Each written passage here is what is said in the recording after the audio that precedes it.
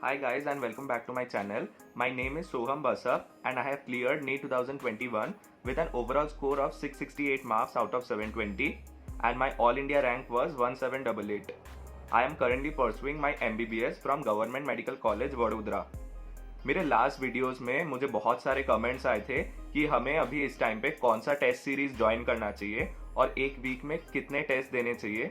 तो आज के इस वीडियो से मैं आपके यही क्वेरीज क्लियर करने वाला हूं, तो वीडियो का एंड तक जरूर देखिएगा।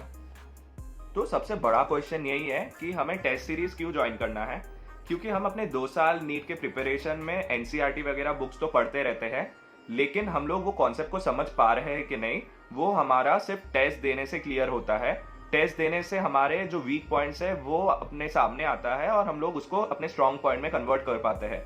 तो टेस्ट तो देना ही देना है हमें। नेक्स्ट क्वेश्चन ये है कि हमें कौन सा टेस्ट सीरीज ज्वाइन करना चाहिए। तो आप कोई भी रेप्यूटेड इंस्टीट्यूट का टेस्ट सीरीज ज्वाइन कर सकते हैं, जैसे आकाश, एलन या अनअकैडमी का भी टेस्ट सीरीज ज्वाइन कर सकते हैं। तीनों टेस्ट सीरीज का लेवल ऑलमोस्ट सेम होता है, उनके क्वेश्चन के लेवल भी काफ़ी अच्छे होते हैं नीट पॉइंट ऑफ व्यू से। मैंने पर्सनली आकाश और एलन दोनों के पेपर मैंने सॉल्व किया था अपने नीट प्रिपरेशन टाइम्स में। दोनों के क्वेश्चंस काफ़ी अच्छे थे। तो द नेक्स्ट क्वेश्चन इज हमें कौन सा टेस्ट सीरीज प्रेफर करना चाहिए, ऑफलाइन की ऑनलाइन।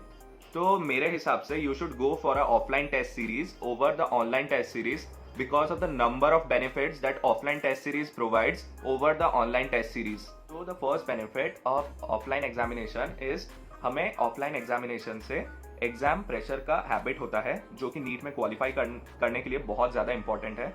क्योंकि नीट में जितने भी स्टूडेंट्स बैठते हैं उनमें से 20 से 30% स्टूडेंट्स वेल प्रिपेयर्ड होते हैं, लेकिन वो लोग अपने पेपर में अच्छा नहीं कर पाते हैं क्योंकि वो अपने एग्जाम डे पे उस प्रेशर को वो लोग हैंडल नहीं कर पाते हैं, जो कि हमें एक ऑफलाइन टेस्ट सीरीज देने से उसका हैबिट बन जाता है। The second benefit of offline test is हमें OMR देने का प्रैक्टिस मिलता है, जो कि नीट पॉइंट ऑफ व्यू से सबसे ज़्यादा इंपॉर्टेंट है। क्योंकि हम लोग पढ़ते तो सब कुछ है और हम लोग आंसर भी उसी हिसाब से करते हैं क्वेश्चंस में, लेकिन OMR बबलिंग में हम लोग काफ़ी बार बहुत सारे मिस्टेक्स करते हैं, जो कि हम लोग ऑफलाइन पेपर देने के बाद ही सीख सकते हैं, क्योंकि ऑनलाइन पेपर में ये हमारा बेनिफिट नहीं होता। अगर आपके पास कोई ऑफलाइन टेस्ट सीरीज का अवेलेबिलिटी नहीं है तो you can go for a online test series like physics Wallah और Unacademy test series which are equally very good. लेकिन आपको ऑनलाइन टेस्ट सीरीज देते टाइम पे कुछ चीज़ आपके ध्यान में रखना है, जैसे कि आपको पहले तो आपके घर के कंफर्ट जोन से बाहर निकलना है और आपको किसी रूम में अपने आप को 3 घंटे के लिए लॉक करना है और आपको एक टाइमर लेके बैठना है और आपको वही नीट वाला OMR लेना है, जो कि हमारे फाइनल एग्जाम डे पे आएगा। मैं नीट वाला OMR आपको क्यों लेने के लिए बोल रहा हूँ, क्योंकि जो हमारे इंटरनेट पे दूसरे OMRs मिलते हैं उनका पैटर्न नीट वाले OMR से काफ़ी अलग होता है और इससे हमें फाइनल नीट डे पे मिस्टेक्स होने के चांसेस बहुत बढ़ जाते हैं।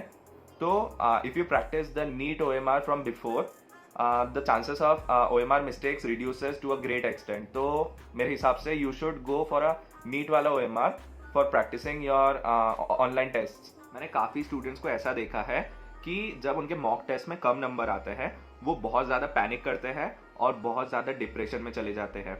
ये मेरे साथ भी हुआ था जब मेरे कम नंबर आते थे, लेकिन इस सिचुएशन से आपको खुद को कोप अप करना है।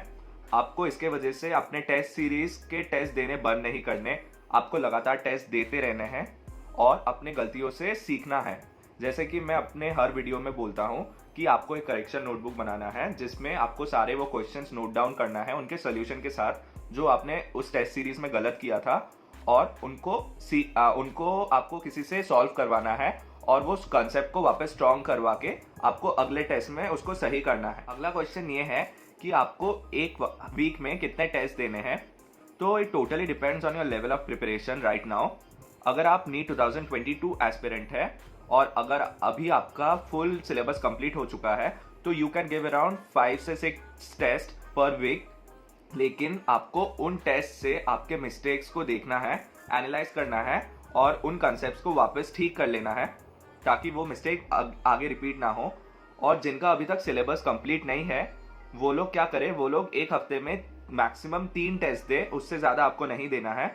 और बाकी जितने भी दिन हैं 4 दिन, उनमें आपको आपका सिलेबस भी कंप्लीट करना है, प्लस जो मिस्टेक्स आपने आपके टेस्ट सीरीज में किया है उनसे आपको सीखना है और उन कंसेप्ट पे वापस जाना है जिनसे आपका वो मिस्टेक हुआ है। मे इट बी 11th और 12th, आपको दोनों करना है एक साथ। और अगर आप नीट 2023 या 24 एस्पिरेंट्स है तो आप ऑल्टरनेट वीक्स में एक टेस्ट दे सकते हैं टू एनालाइज योर लेवल। एक और पॉइंट जो सभी एस्पिरेंट्स को नोट करना है कि आप जो ये टेस्ट सीरीज देने वाले हैं उनमें बायो में काफ़ी सारे क्वेश्चंस ऐसे होंगे जो एनसीईआरटी के बाहर वाले होंगे, तो आपको इन क्वेश्चन से बिल्कुल भी नहीं घबराना है और उनको टोटली इग्नोर कर जाना है।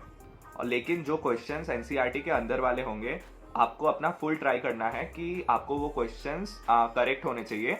और अगर बाय चांस आपके वो क्वेश्चंस गलत होते हैं, इसका मतलब ये है कि आपका कॉन्सेप्ट अभी तक एनसीईआरटी वाला स्ट्रांग नहीं है, तो आप एनसीईआरटी पे एक बार वापस जाइए, वो कॉन्सेप्ट को अच्छे से पढ़िए और फिर क्वेश्चन को वापस ट्राई करके देखिए अभी आपसे सॉल्व होता है कि नहीं।